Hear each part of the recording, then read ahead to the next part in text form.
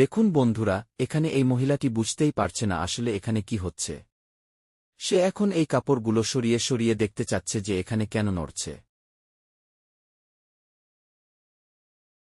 সে যতগুলো কাপড় সরাচ্ছে আরও বেশি কাপড় আসছে। সে বিরক্ত হয়ে সব কাপড় উঠিয়ে ফেল। তখন সেখানে সে একজন লোককে দেখতে পেল।